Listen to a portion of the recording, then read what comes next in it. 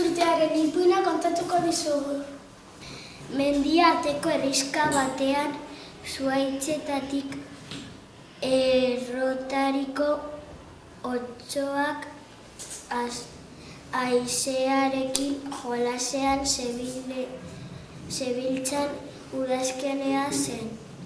Zoru eta zebiltzan lan ari ziren baserritarrak.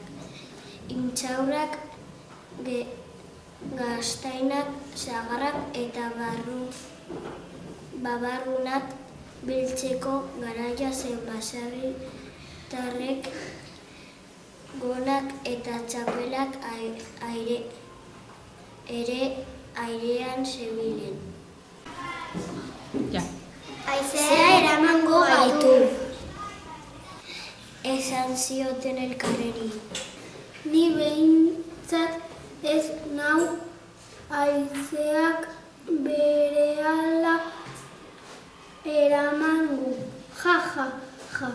Esan zuen baserritarrak gizen batek. Han goiko mendian Inazio ertzaina zebilen ardiak zaintzen. Garaia haietan otsoak ere orain baino ugariago ziren eta kale handiak egiten zituzten azkaldeetan. Dena dela artzaina ura oso asperturik zegoen egun hartan eta lan beheko baserritarrei adarrak jotzea pentsatu zuen. Baina gezur bat pentsatu ere horretarako. Otsoa datorrela, otsoa lagundu. Zatozte azkar. Deitu zion Inaziok behar lanera ari ziren baserritarrei bi eskuinekin ahoa inguratuz baserritarrak haiek makilak eta sardeak eskuetan zituztela. Han joan ziren mendian gora korrika artzainari laguntzera, baina ardiak lasai larrean zebiltzan. Han ez zuen inork otsorik ikusi eta baserritarrak lanera joan ziren berriro. Handik egun batzuetara Inazio gezurtiak broma bera egin zien han beako soro eta zelaietan lanean zebiltzen handedre gizonei. Aizue, entzun, otsoa sartu da artaldean, zatozte azkar laguntzera, bestela batera ardirik gabe geratuko naiz. Etorri, mesedez, azkar. Bigarren aldiz ere baserritarrak sinetsi egin zioten. Ertzainari eta nian kanpoan zutela heldu ziren ardiak eta artzaina zuen den lekura. Baina batzuk etxanda eta besteak labean oso lasai zeuden ardiak. Han ez zen otsorik ageri, berriz barre egiten zuen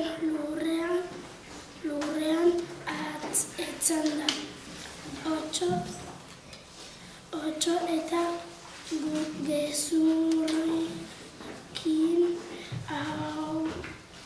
erantzun zioten. Ja, ja, ja. Sinetsi egin duzu.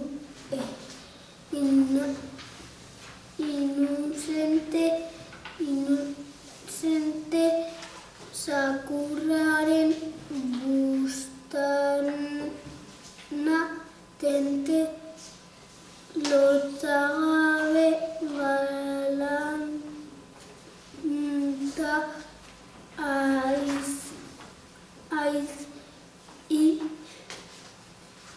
baina ez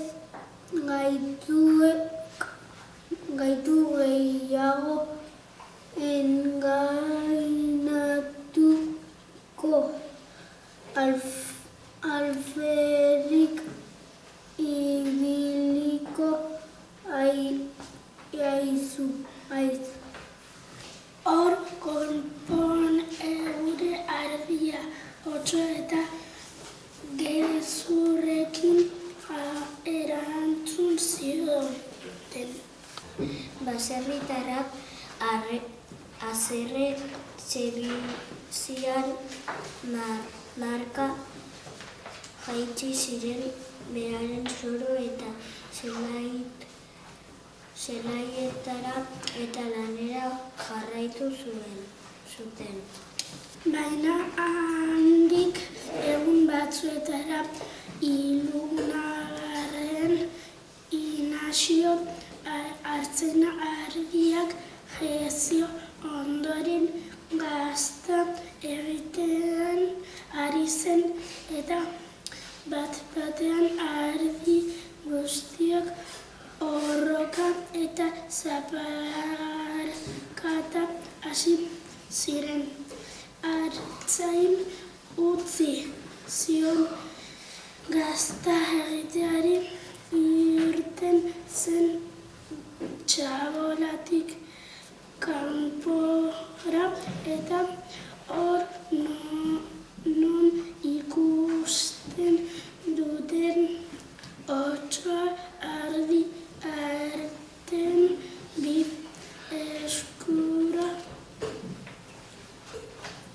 eskuraz hor ingurutatu eta han behan lanean zebiltzan baserritarrei deika eta deikaraka hasi zen orduan estu da larri otsoa etorri dela oraingo eginda etorri mesedez.